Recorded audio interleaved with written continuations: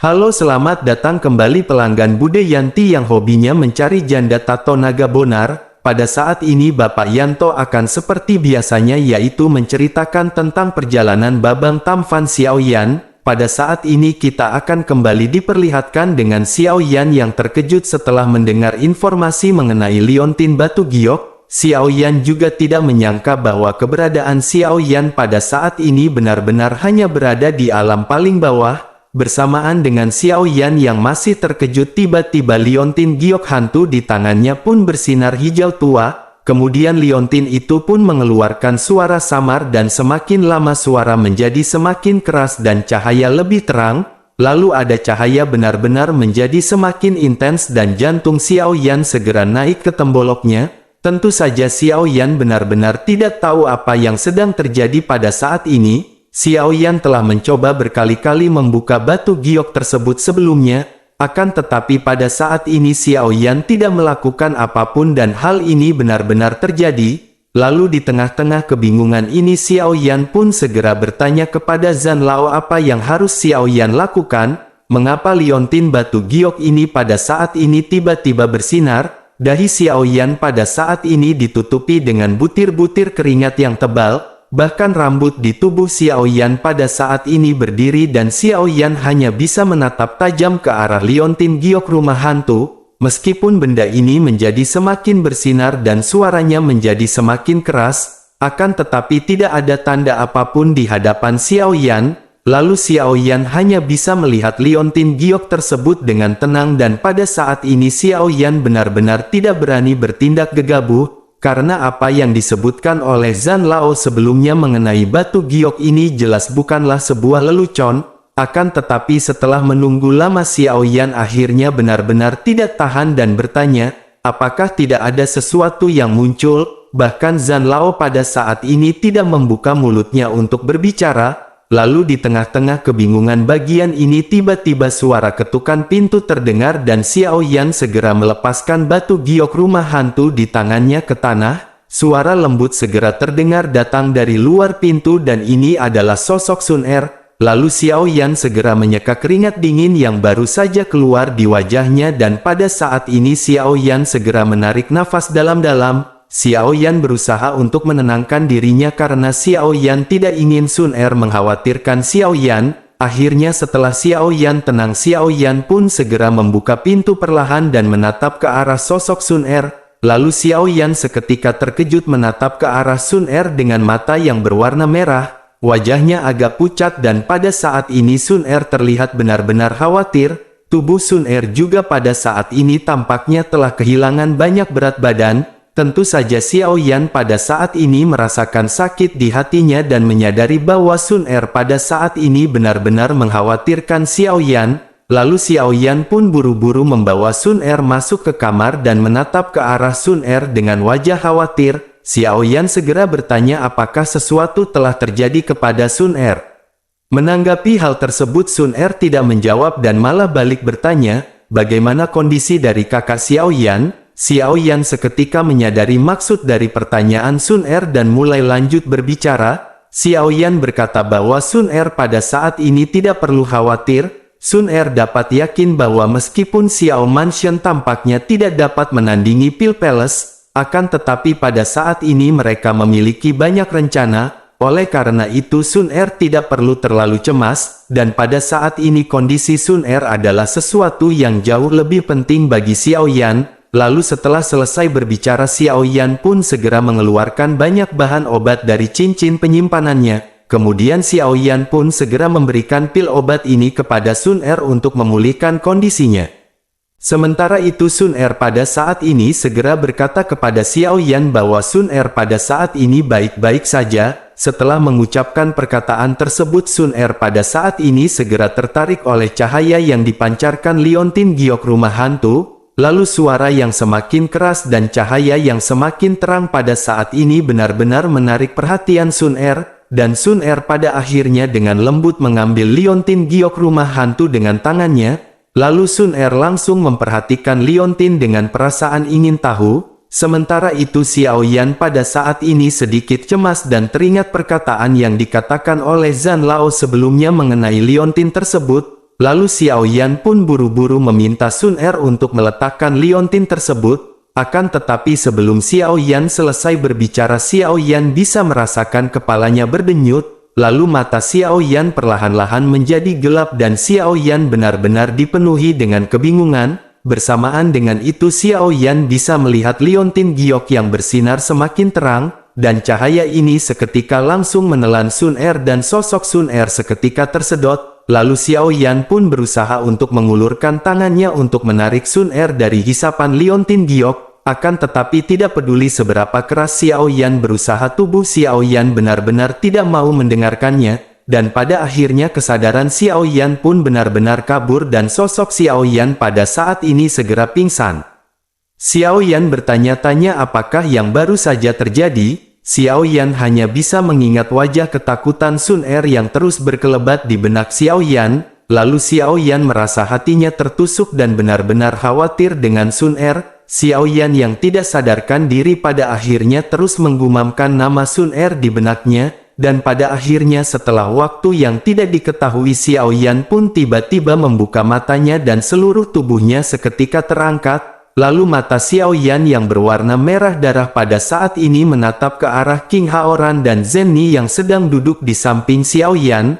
Lalu keduanya terkaget-kaget melihat sosok Xiao Yan yang tiba-tiba terbangun dengan meneriakkan nama Sun Er. Bahkan pakaian Xiao Yan juga pada saat ini basah oleh keringat dan matanya dipenuhi kekhawatiran. Lalu Xiao Yan perlahan-lahan melihat sekeliling dan ketika dirinya melihat King Haoran dan Zhen Ni, Xiao Yan yang masih cemas pun segera bertanya kepada keduanya. Xiao Yan bertanya apakah mereka pada saat sebelumnya melihat dan mengetahui keberadaan Sun Er. Mendengar apa yang ditanyakan oleh Xiao Yan, baik King Haoran maupun Zhen Ni pada saat ini tertegun. Lalu mereka menatap ke arah Xiao Yan hingga akhirnya Zhen Ni segera menjawab apa yang ditanyakan oleh Xiao Yan. Zhen Ni menjelaskan bahwa ketika mereka masuk Xiao Yan telah tergeletak pingsan, dan Xiao Yan adalah satu-satunya orang yang berada di ruangan tersebut dan Zhen Ni tidak melihat adanya Sun Er.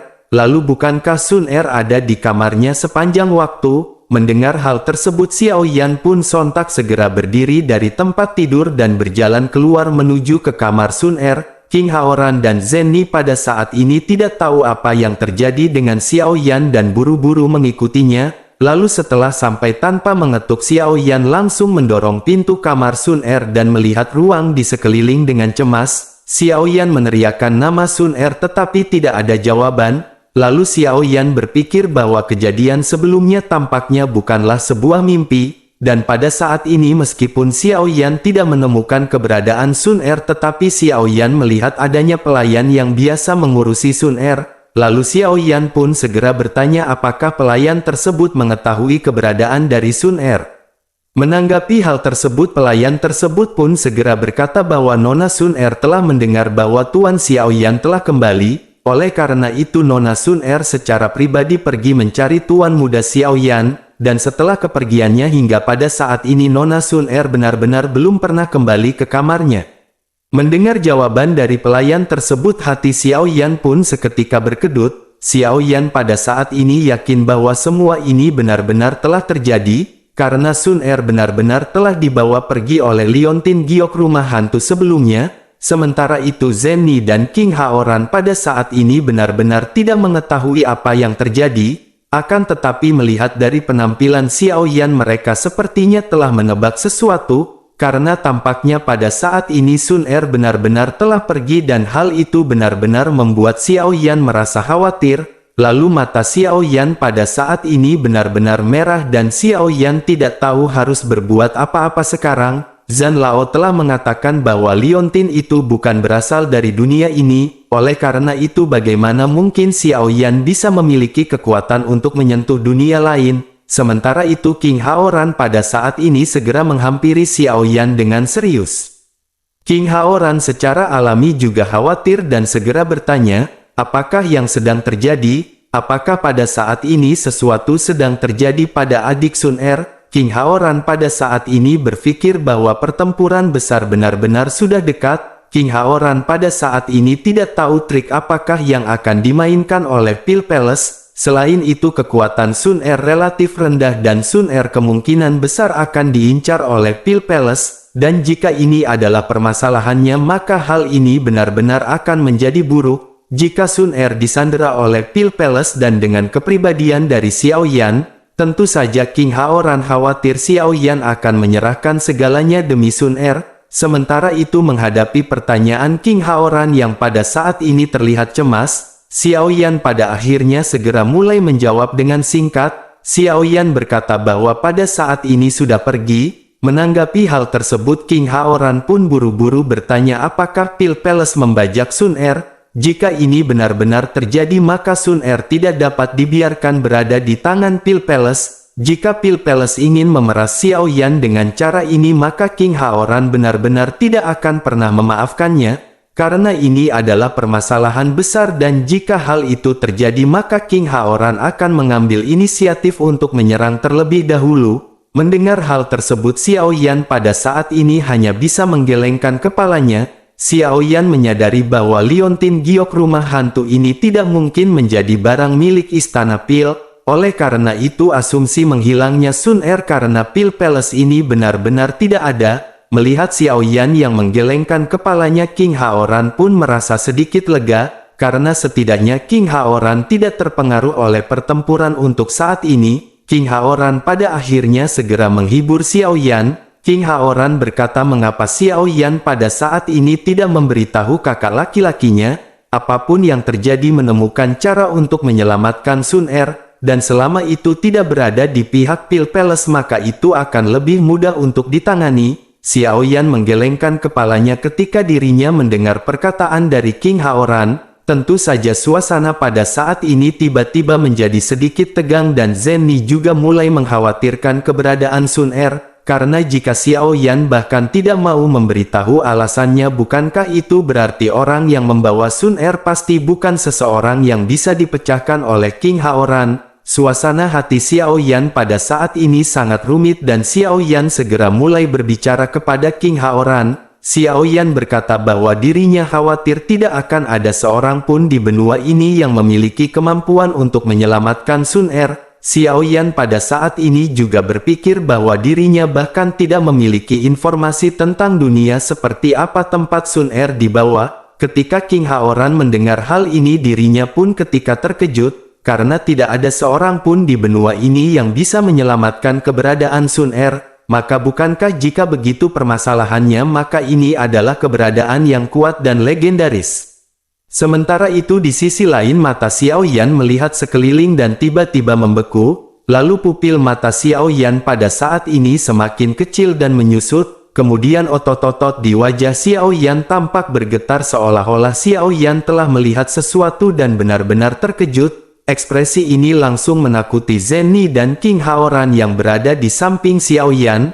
Lalu dengan tergesa-gesa mereka pun mengikuti pandangan Xiao Yan tetapi pada saat ini mereka sepertinya tidak melihat apapun. Sepertinya hanya Xiao Yan lah yang pada saat ini bisa melihat pemandangan ini. Sementara itu pada saat yang bersamaan di kota yang robek yang jauh dari kota Juxi seorang lelaki tua duduk bersila di kehampaan yang gelap. Dirinya tidak memiliki fluktuasi di tubuhnya dan bahkan tidak memiliki aura kehidupan. Dirinya mengenakan pakaian goni yang tidak bisa menutupi tubuh kurus miliknya. Tidak ada yang tahu sudah berapa lama dirinya duduk bersila di kehampaan di kota yang robek. Dan pada saat ini matanya yang tertutup rapat tiba-tiba terbuka dan matanya benar-benar merah. Lalu ada pandangan kengerian yang tidak tertandingi dan pada saat ini auranya naik dengan cepat. Bersamaan dengan itu seluruh kehampaan di kota yang robek juga tampak bergetar dan berputar. Lalu aura ini begitu kuat hingga hampir melampaui segala makhluk yang berada di seluruh benua Dodi. Dan dengan kekuatan ini dapat dikatakan bahwa semua makhluk hidup dapat langsung berubah menjadi abu yang diterbangkan di bawah mata orang ini. Lelaki tua itu pun berdiri perlahan sebelum akhirnya dirinya segera mengerutkan keningnya. Kehampaan di hadapannya mulai terdistorsi dan seluruh ruang pada saat ini tampak kacau. Diketahui bahwa ruang dari benua Dodi sangat kuat dan kokoh dan untuk dapat melakukan langkah seperti ini, hal itu jelas tidak dapat dilakukan oleh seorang Dodi biasa termasuk juga dengan Dodi bintang 9. dan hal ini hanya dapat dilakukan oleh kekuatan Doudi yang memiliki tingkat lebih tinggi dari Doudi bintang 9. Lalu pada saat ini pria tua itu pun segera bergumam pelan pada dirinya sendiri. Dirinya bertanya dari manakah anak ini berasal dan mampu menarik kekuatan yang begitu besar. Setelah mengucapkan hal ini dirinya pun sedikit melangkah menuju kehampaan dan segera menghilang di kehampaan kota yang robek. Lalu pada saat berikutnya orang tua ini muncul. Saat ini dirinya telah berada di atas kota Juxi, tepatnya di atas Xiao Mansion. Saat lelaki tua ini datang, suara bising dari kota Juxi seketika berhenti. Semua suara benar-benar menghilang di kota Juxi dan kota Juxi benar-benar menjadi sangat sunyi. Bahkan pada saat ini benar-benar tidak ada suara angin dan semuanya bisa merasakan ketakutan. Tidak peduli seberapa kuatkah orang-orang yang ada di benua Doudi, mereka semua benar-benar merasa terkejut. Tidak peduli bagaimana mereka membuka mulut, tetap saja mereka pada saat ini benar-benar tidak bisa mengeluarkan suara. Leluhur bintang 9 pun yang duduk bersila di kedalaman keluarga mereka masing-masing tidak mengetahui apa yang terjadi. Bahkan mereka pada saat ini segera terbang ke udara dan ingin melihat apa yang terjadi. Sementara itu di sisi lain saat lelaki tua itu muncul, Xiao Yan secara alami bisa melihatnya. King Haoran dan Zhen Ni juga melihatnya dan mereka segera membuka mulutnya tetapi mereka tidak bisa mengeluarkan suara. Sementara itu Xiao Yan melihat lelaki tua yang berada di atas yang pada saat ini sedang menatap ke arah Xiao Yan. Lalu Xiao Yan hanya bisa merasakan ketidakberdayaan di sekujur tubuhnya. Dan tampaknya selama lelaki tua itu menggerakkan pikirannya sedikit, Xiao Yan benar-benar akan bisa berubah menjadi debu. Tidak lama setelah itu suara dari lelaki tua tersebut pun segera bergema. Sosok tua tersebut bertanya apakah bocah ini yang memanggil hal ini. Mendengar hal tersebut wajah Xiao Yan tertegun dan pada saat ini Xiao Yan tidak tahu apakah Xiao Yan harus mengangguk atau menggelengkan kepalanya. Xiao Yan tidak tahu apa yang sedang terjadi sekarang dan satu-satunya hal yang bisa Xiao Yan pikirkan adalah Liontin Giok, rumah hantu. Bersamaan dengan itu suara seruling pada saat ini terdengar di langit tetapi sepertinya hanya lelaki tua tersebut dan Xiao Yan lah yang bisa mendengarnya. Di mata orang lain pada saat ini tidak ada yang tidak normal yang terjadi di sekitar, akan tetapi di mata Xiao Yan apa yang dirinya lihat pada saat ini benar-benar membuatnya tercengang. Xiao Yan pada saat ini bahkan tidak bisa mengungkapkan keterkejutannya, karena lapisan awan di seluruh langit semakin tebal dan awalnya awan ini berwarna putih transparan, akan tetapi sebuah objek besar dapat terlihat samar-samar di balik lapisan awan. Lalu objek ini perlahan menghalangi cahaya dan memperlihatkan bayangan besar di lapisan awan. Kemudian bayangan yang mendekat juga semakin besar dan seluruh langit perlahan-lahan jatuh ke dalam kegelapan. Sementara itu lelaki tua tersebut pada saat ini menatap ke arah Xiao Yan dan menggelengkan kepalanya tidak berdaya. Lalu dirinya juga pada saat ini segera menoleh dan melihat benda yang berada di belakangnya. Sementara itu Xiao Yan pada saat ini segera membuka mulutnya karena terkejut dan bertanya-tanya, bukankah ini seperti sebuah kapal? Mata Xiao Yan pada saat ini membelalak dan meski hanya sebagian kecil yang terlihat hal itu sudah cukup mengejutkan bagi Xiao Yan. Lalu di balik awan Xiao Yan bisa melihat sesuatu yang samar-samar seperti segitiga dan samar-samar dapat disebut sebagai haluan kapal. Ukurannya yang sangat besar benar-benar mengejutkan Xiao Yan. Terlebih lagi ketika benda ini semakin mendekat pada saat ini seluruh dunia tampak menjadi semakin gelap. Sementara itu semua makhluk di benua Doudi pada saat ini mengangkat kepala mereka. Mereka tidak bisa melihat benda sebesar yang seperti haluan kapal seperti apa yang dilihat oleh Xiao Yan. Mereka hanya bisa melihat langit perlahan menjadi gelap dan cahaya seakan-akan ditelan oleh kegelapan. Tentu saja orang-orang pada saat ini mulai panik dan mereka tidak tahu apa yang sedang terjadi. Selain itu binatang buas di hutan ikan di air mereka semua tampaknya merasakan ancaman dari hidup mereka. Sehingga mereka semua segera bersembunyi di tempat berlindung mereka masing-masing dan tetap dalam kegelapan. Sementara itu di sisi lain Xiao Yan menemukan bahwa tebakan Xiao Yan memang benar, karena ini benar-benar sebuah kapal tetapi kapal ini tidak berada di dalam air. Bersamaan dengan pemikiran tersebut pada saat ini lambung kapal pun perlahan-lahan terbuka tetapi itu tidak menyentuh tanah. Lambung kapal ini benar-benar memiliki panjang yang tidak berujung yang tersebar di seluruh benua, bahkan seluruh badan kapal menunjukkan warna hitam besi kuno dan beberapa sosok samar-samar terlihat terbang masuk ke kapal. Bersamaan dengan itu sebuah suara yang kuat segera datang entah dari mana. Suara tersebut bertanya kepada sosok lelaki tua apakah dirinya adalah dewa penjaga alam ini. Tubuh lelaki tua yang tergantung di udara pun tiba-tiba bergetar seolah-olah dirinya merasakan keberadaan yang lebih kuat darinya. Lalu dirinya pun segera menundukkan kepalanya dan segera mengepalkan tinjunya dengan ekspresi penuh hormat. Pria tua itu pun segera berkata bahwa apa yang dikatakan oleh tuannya memang benar. Dewa kecil ini adalah dewa penjaga dari benua Dodi. Dirinya pada saat ini tidak tahu apa yang dilakukan oleh tuan di sini. Kata-kata lelaki tua itu sangat tegas dan nadanya sangat hormat. Xiao Yan tentu saja mendengar percakapan ini dan setelah Xiao Yan mendengar hal tersebut, Xiao Yan tiba-tiba melihat lelaki tua di atas dan Xiao Yan teringat bahwa Kaisar Xiao Yao pernah berkata ada bintang 9 Dodi di benua ini yang terkuat, akan tetapi Xiao Yan pada saat ini menggelengkan kepalanya dan berpikir bahwa Kaisar Xiao Yao tidak mengetahui segalanya, karena faktanya pada saat ini ada kekuatan yang bahkan jauh lebih kuat jika dibandingkan dengan seorang Dodi bintang 9. Lalu Xiao Yan pada akhirnya terkejut di dalam hatinya dan mulai berpikir. Xiao Yan bergumam bahwa orang ini mengaku sebagai dewa kecil dan dirinya telah mendengarkan tentang Dosian. Mungkinkah orang tua ini adalah dewa perang yang lebih kuat daripada Dosian? Meskipun begitu Xiao Yan pada saat ini benar-benar tidak berani bersuara dan Xiao Yan segera menoleh untuk melirik ke arah King Haoran dan Zenni. Lalu keduanya membuka mulut untuk bertanya kepada Xiao Yan, akan tetapi mereka tidak bisa berkata apa-apa. Lalu Xiao Yan pun mengedipkan matanya kepada King Haoran memberi isyarat kepada mereka untuk berhati-hati. Bersamaan dengan itu suara yang kuat pada saat ini kembali terdengar. Suara tersebut menjelaskan bahwa dirinya di sini hanya untuk mencari murid-muridnya. Dirinya bisa pergi dan jangan khawatir. Karena selama dirinya tidak membuatnya marah maka dirinya tidak akan dengan mudah menghancurkan dunia ini. Mendengar perkataan tersebut pria tua itu pun seketika tersenyum masam.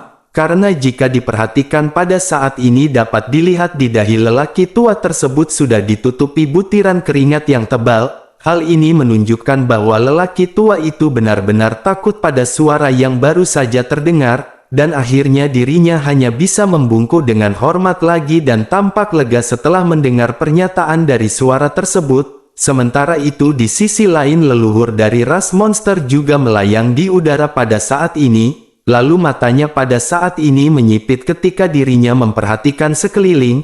Pada saat ini mereka yang merupakan Dodi bintang 9 tidak berani berbicara. Hal itu dikarenakan mereka pada saat ini merasakan semacam penghinaan dari kekuatan yang lebih tinggi. Bahkan mereka pada saat ini merasakan betapa kecilnya mereka di hadapan kekuatan ini. Meskipun mereka tidak dapat melihat apapun terkecuali kegelapan, akan tetapi mereka bisa merasakan keberadaan yang sangat besar yang berada di udara. Dan pada saat yang bersamaan di dalam aliansi bayangan di bagian paling gelap dari gua hantu, ada sepasang mata merah tiba-tiba terbuka dan kepanikan segera muncul di matanya. Pada saat ini Gui Yin mengenakan jubah panjang dan dirinya menatap ke arah langit pada sudut 45 derajat. Bahkan seolah-olah pada saat ini Gui Yin bisa melihat bahtera yang tergantung di udara. Gui Yin membuka mulutnya perlahan dan bergumam pada dirinya sendiri bahwa dikatakan ada sebuah kapal yang sangat besar yang melakukan perjalanan melalui 3000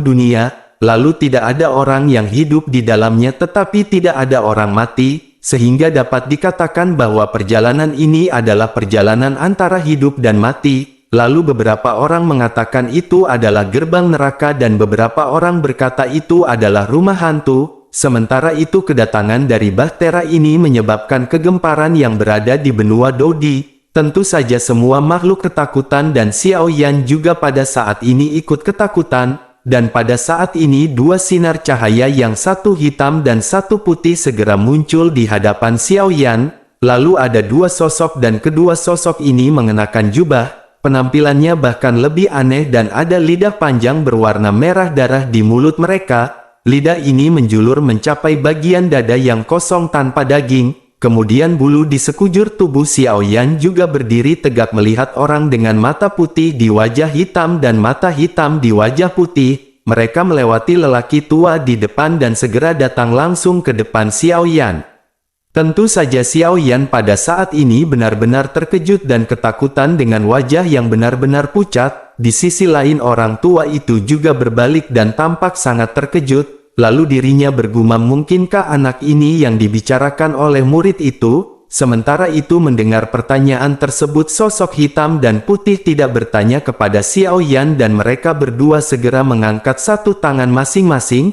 Pada saat yang hampir bersamaan seolah-olah pada saat ini kedua sosok tersebut segera terhubung satu sama lain. Bersama-sama pada akhirnya sosok ini segera menunjuk ke arah Xiao Yan. Namun Xiao Yan hanya bisa merasakan kejutan di tubuhnya dan pemandangan di hadapannya tiba-tiba terdistorsi. Xiao Yan merasakan tubuhnya lepas kendali dan Xiao Yan berada di tempat yang aneh. Namun Xiao Yan pada saat ini segera menyadari bahwa dirinya sudah berada di geladak dari bahtera yang dirinya lihat. Bersamaan dengan Xiao Yan yang menghilang pada saat ini King Haoran dan Zhen Ni juga terkejut. Karena sosok Xiao Yan yang besar yang berada di samping mereka pada saat ini benar-benar telah menghilang begitu saja, lalu mereka berdua ditinggalkan di tempat ini tanpa mengetahui apa yang terjadi.